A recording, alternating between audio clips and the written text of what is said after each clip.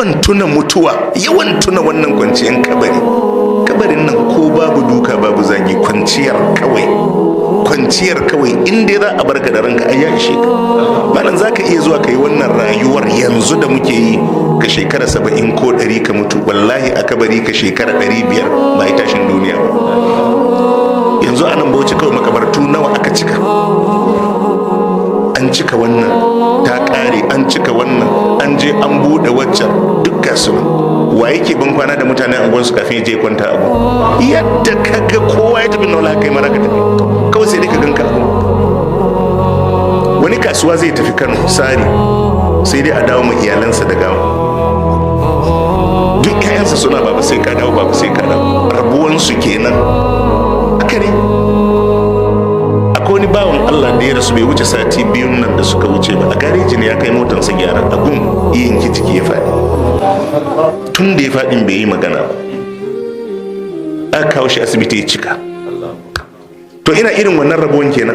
Idan Allah ya baka damar bin Allah ta ƙi, baka sani ba, wata ita ce dama ta ƙarshe, ba za ka sake samun wannan damar ba. Yana daga cikin abubuwa da yawa da mutane ba su fahimta game da al'amarin addini ba. In an yi nan mutane su yi nan, in an yi nan shi faɗin gurungum addini wallahi wa kanka da kai ba. In ka ƙi matsalar ka ce, in ka yi ka taimaki kanka ne. Kowa ya shirya, akwai ranar tafiya. Hajiya kowa ya shirya, ko yanzu ko an jima ko gobe kin tafi. Wallahi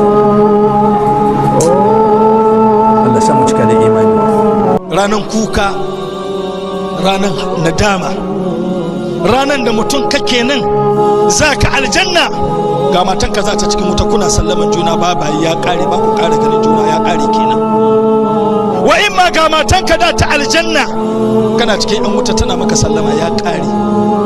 In ji Allah ce wa yawma taqumu sa'ati yawma idhin, wa yawma taqumu sa'ati yawma idhin yatafarraqun. Allah ce wai idan alkiyama ya kai wannan rana ya tafarrakun, wai mun rabu kashi biyu da araba mu.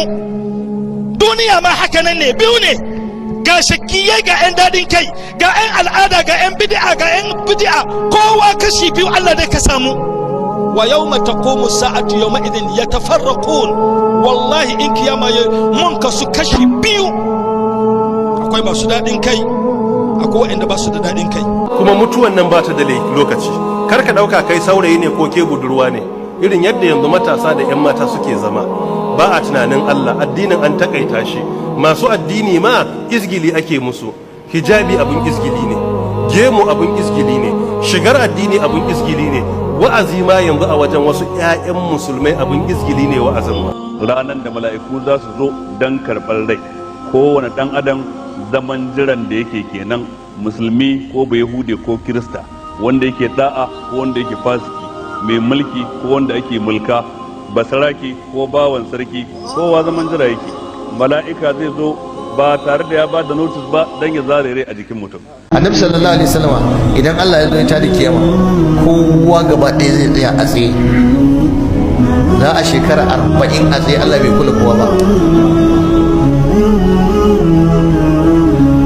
Shekara 40 ba mu shekarar irin ta duniya ba, shekarar lahira. Wa inna yawman inda rabbika ka alfi sanatin mimma ta'uddun. Ya Allah, kwana daya a wajen ubangijinka, kwana daya a wajen Allah a lissafin kiyama kamar shekara 1000 ne a cikin lissafin.